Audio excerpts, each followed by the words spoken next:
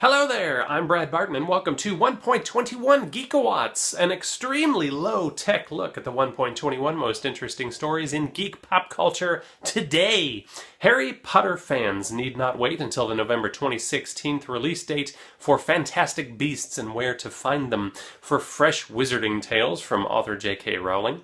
Right in time for Halloween. This Friday, we'll see the release of a new 1,700-word story focused on the pink-wearing, cat-loving, one-time Hogwarts headmistress, full-time sadist, Dolores Umbridge. You can find this story on Pottermore.com. The story will allegedly reveal first-person thoughts from Umbridge. No word yet on whether the story will include handy and effective tips for how best to incorporate torture at school and in the workplace.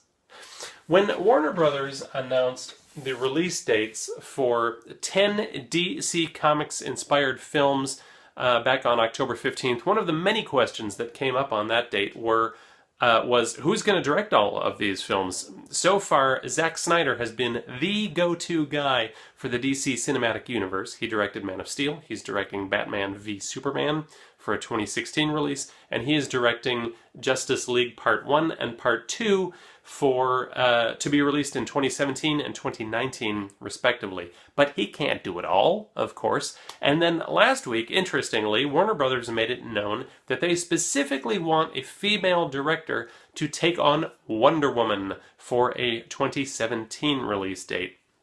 So, of course, it's way too early to know officially who's going to be directing this film, but Warner Brothers does have a short list of directors they have in mind. Here is a look at some of the names on that list. You know that the studio's first call has got to be to Kathryn Bigelow, following her incredible 1-2 punch of The Hurt Locker and Zero Dark 30. That said, Bigelow might be set on her own path now. She's been on a roll, needless to say, directing films based on actual events and situations, and is maybe not so drawn to a fantasy narrative at this point in her career. Who knows? If they could get her, that would be amazing. The list also includes Catherine Hardwicke. She directed 13. She also directed the first Twilight film. Mimi Leder, who directed Deep Impact and The Peacemaker. Karen Kusama of Girl Fight fame, and Julie Taymor is also on the list. She, as far as theatrical films goes, directed Across the Universe, The Tempest, and a few others, but of course she's best known for her big Broadway theatrical events like The Lion King and Spider-Man Turn Off the Dark. Now that we have finished making faces about Twilight, I do want to give props to Catherine Hardwicke for her incredible and extensive career as a production designer, where she did in fact dabble in comic book inspired content. For today's trivia question, I want you to name the 1995 comic adaptation starring Lori Petty and a group of kangaroo-human hybrids, which Ms. Hardwicke did in fact production design. The answer to Friday's trivia question was Once Upon a Dream, and the first person with the correct response was Adam Haru of Reading, Massachusetts. Congratulations, Adam.